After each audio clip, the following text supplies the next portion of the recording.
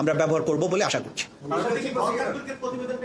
হ্যাঁ, নিশ্চয়ই জাতিসংঘের প্রতিবেদন এখানে আছে, যদিও আমরা সব এভিডেন্সের ব্যাপারে বলতে পারবো না। জাতিসংঘের প্রতিবেদন এখানে অন্যতম প্রতিবেদন তথ্য হিসাবে ব্যবহৃত হবে। আপনাদের হাতে জাতিসংঘের রিপোর্টটা আছে। আজকে একটি দলের সভাপতি, সাবেক সভাপতি, তার রিপোর্টটাও আপনারা কমপ্লিট করে ফেলেছেন। এখন তাহলে দল হিসেবে আওয়ামী লীগের বিচার করতে গেলে এই দুটো রিপোর্ট আপনাদের কাজে লাগবে কিনা, বা এটা তদন্ত সংস্থা ডিসাইড করবে কোন রিপোর্ট আমাদের কাজে লাগবে। মাত্রই আইনটা হয়েছে, তদন্ত সংস্থাকে সুযোগ দেন, তারা আইন অনুযায়ী এই ব্যাপারে তদন্ত করার ক্ষমতা রাখেন এবং তারা ডিসিশন নেবেন যে কি কি তথ্যের ভিত্তিতে কিভাবে তারা তদন্ত শুরু করবেন।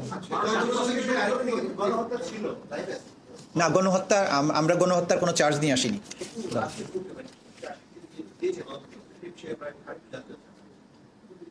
না না, যেটা বলা হয়ে গেছে এটা রিপিটেশন আমরা করতে চাই না। লাইভের জন্য আপনারা অন্য কোনো প্রশ্ন করেন, আমি জবাব দিতে পারি।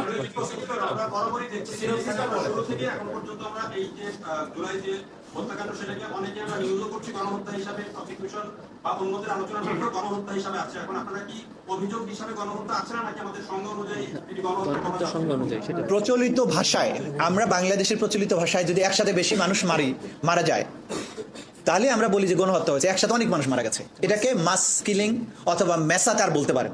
কিন্তু আইনের যেটা জেনোসাইড সেইটা কিন্তু এইটা না। ধর 100 জন লোককে মেরে ফেলা হলো, এটা বাংলাদেশের, আমরা বাংলা ভাষায় বলি গণহত্যা করেছে, কিন্তু এটা ইন্টারন্যাশনাল আইনের জেনোসাইড এটা নয়। সুতরাং আমরা যদি আমাদের স্বাভাবিক পরিভাষায় গণহত্যা বলিও, সেটা বলতে কোনো বাধা নেই, কিন্তু আইনে অপরাধ হিসাবে জেনোসাইড যে জিনিসটা সংজ্ঞায়িত আছে সেটা হওয়ার জন্য সার্টেন ক্রাইটেরিয়া ফুলফিল করতে হয়। বাংলাদেশে মাস কিলিং হয়েছে, ব্যাপক ভিত্তিক হত্যাকাণ্ড হয়েছে, 1,500-এর উপরে মানুষকে মারা হয়েছে। এটা ম্যাসাকার, এটা ব্যাপক হারে হত্যা, মার্ডার, কিন্তু ইট ইজ নট জেনোসাইড। এটা হচ্ছে প্রশ্ন।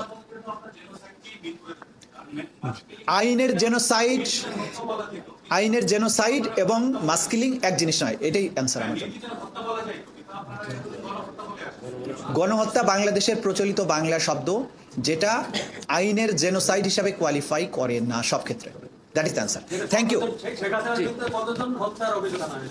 বাংলাদেশে জুলাই আগস্টে যত লোক মারা গিয়েছে, যত লোক আহত হয়েছে, প্রত্যেকটার ব্যাপারে তার বিরুদ্ধে চার্জ আনা হয়েছে। Thank you so much.